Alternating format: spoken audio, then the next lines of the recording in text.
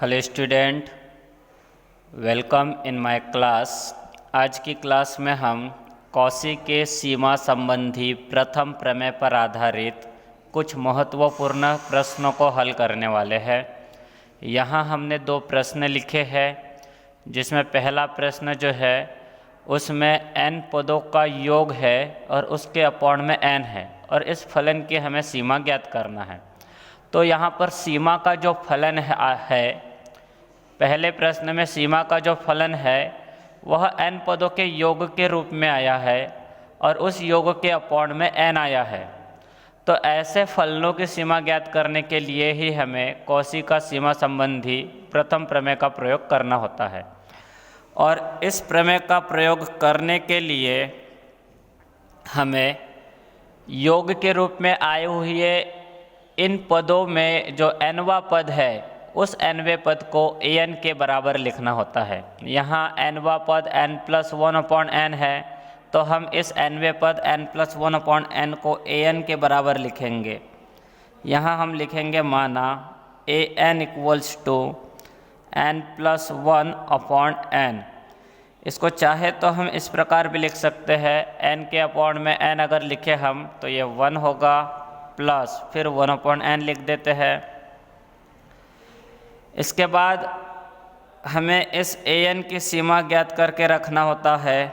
यहाँ limit n tends to infinite an = limit n tends to infinite 1+1/n होगा। हमने दोनों साइड की लिमिट ले लिए, फिर इक्वल टू के नीचे इक्वल टू लगाते हैं और यहाँ n के जगह n की लिमिट रख देते हैं, तो ये होगा 1+1/∞।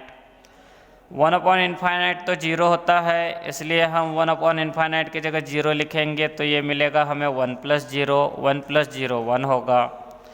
अब हम यहाँ पर कॉची का सीमा संबंधी प्रथम प्रमेय लिख देते हैं। यहाँ लिखेंगे अतः कॉची के सीमा संबंधी प्रथम प्रमेय से, यहाँ प्रमेय लिख देते हैं हम।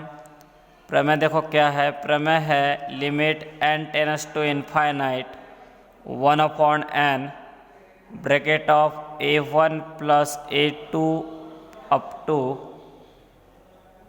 an, और ये इक्वल्स टू होता है limit n tends to infinite an। यह है कॉची का सीमा संबंधी प्रथम प्रमेय। यह प्रमेय कहता है कि n पदों के योग के अपॉन में अगर n हो तो इस प्रकार के फलन की सीमा an की सीमा के बराबर होता है। ये an जो है इस योग का nवां पद होता है।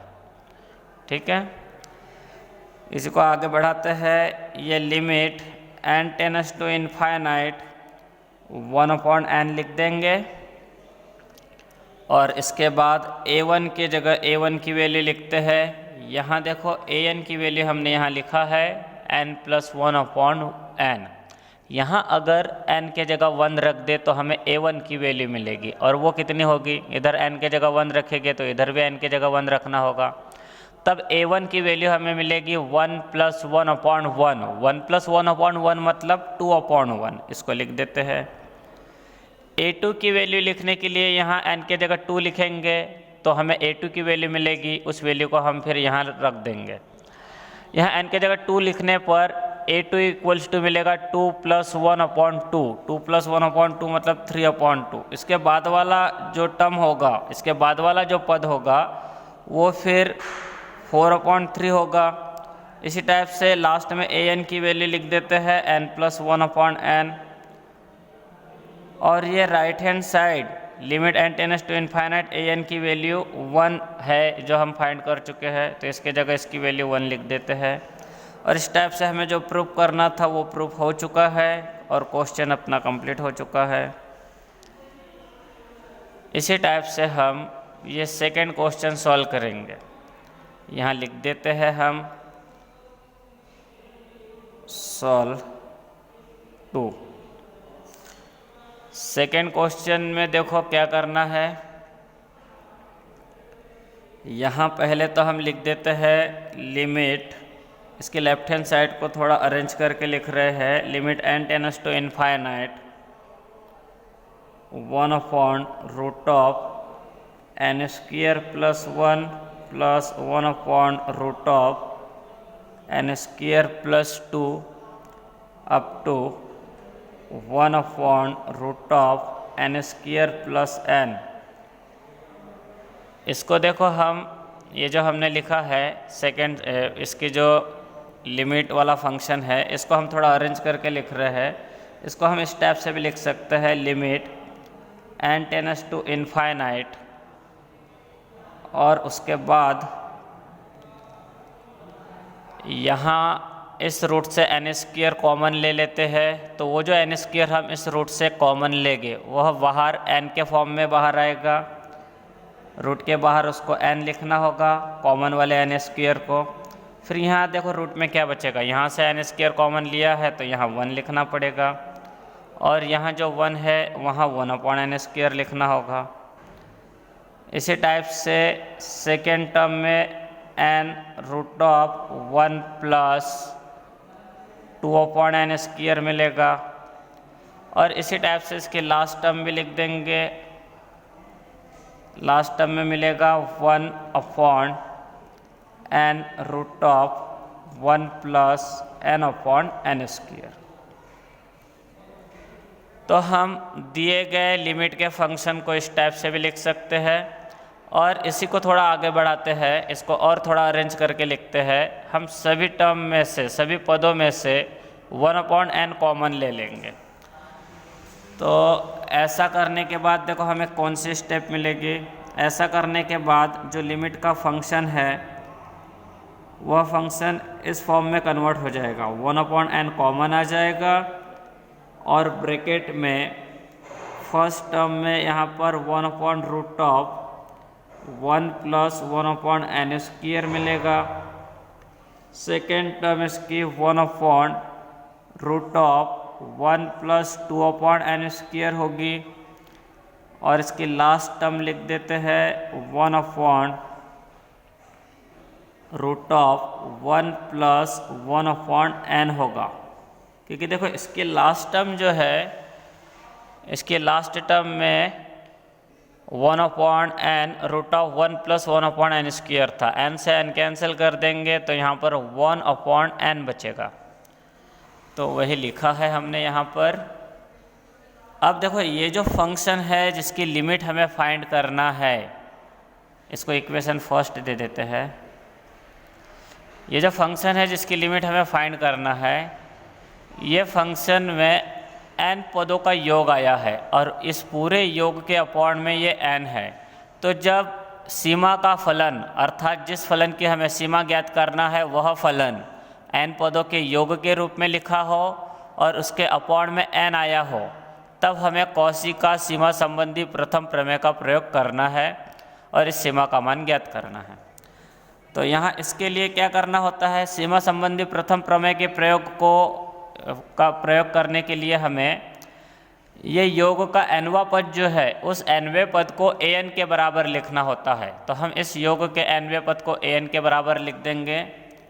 माना an = 1/√1 + 1/n। सीमा के फलन में ये जो पद है, इस पद का जो इस योग का जो nवां पद है उसको an के बराबर लिखना है, और उसके बाद इस an की लिमिट भी प्राप्त कर लेना है। हम यहाँ दोनों साइड की लिमिट ले रहे हैं। Limit n tends to infinite an = होगा limit n tends to infinite 1/√1 + 1/n। n के जगह n की लिमिट रख देते हैं तो ये होगा 1/√1 + 1/∞। इसको फिर आगे बढ़ाएंगे, 1/√1 + 0 होगा, क्योंकि 1/∞ 0 होता है। मतलब ये जो रूट में है 1 + 0 ये 1 ही होगा, और रूट में 1 मतलब 1, क्योंकि 1 का रूट 1 होता है। 1/1 मतलब 1। इस प्रकार यहाँ an की लिमिट 1 मिली, अब यहाँ हम कॉची का सीमा संबंधी प्रथम प्रमेय लिख देते हैं। अतः कॉची के सीमा संबंधी प्रथम प्रमेय से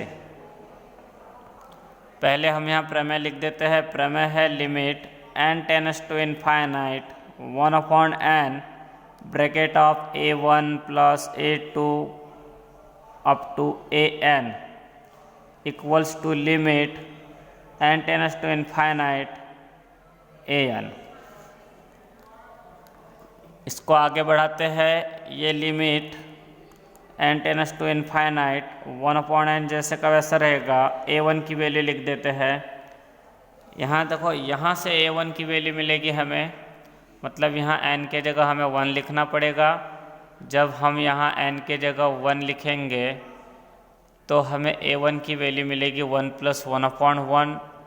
या फिर देखो इस प्रकार, यहाँ पर a1 की वैल्यू ये होगी, ये a2 की वैल्यू और ये an की वैल्यू। तो इन्हीं वैल्यू को डायरेक्ट लिखते हैं। a1 की वैल्यू यहाँ पर होगी 1/√1 + 1/n²। a2 की वैल्यू 1/√1 + 2/n²। और an की वैल्यू 1/√1 + 1/n। ये टोटल a1 a2 an की वैल्यू है। और राइट हैंड साइड में an की लिमिट लिखना है। an की लिमिट 1 है तो यहाँ 1 लिख देंगे। अब हम इस वैल्यू को इक्वेशन फर्स्ट में रख देंगे। इसलिए देखो यहाँ पर हमने a1 a2 an के जगह वो वैल्यूज लिख दिए। मतलब ये a1 a2 an जो है ये इस सीमा के योग के पद थे। पहला पद ये था a1, ये दूसरा पद a2, तीसरा पद nवां पद an।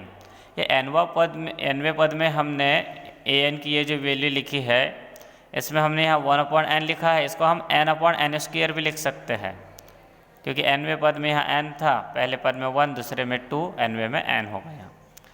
चलिए इसको आगे बढ़ाते हैं। समीकरण 1 में इस सीमा का मान रख देते हैं इसके जगह पे। यहाँ लिखेंगे समीकरण 1 से। देखो ये समीकरण 1 है अपना, इसके लेफ्ट हैंड साइड में ये लिखा है।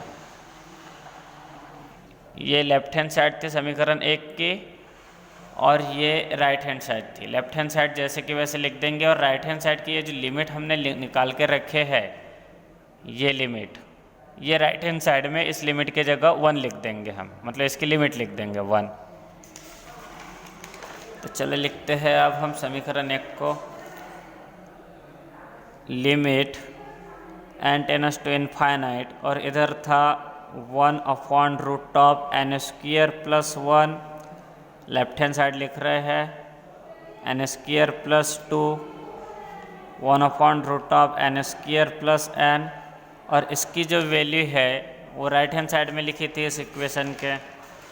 इक्वेशन फर्स्ट के राइट हैंड साइड में ये लिखा था और राइट हैंड साइड की वैल्यू हमने 1 फाइंड किया है। देखो यहाँ पर ये राइट हैंड साइड की वैल्यू 1 फाइंड किया है, तो यहाँ पर हम इसके जगह पे 1 लिख देंगे राइट हैंड साइड में।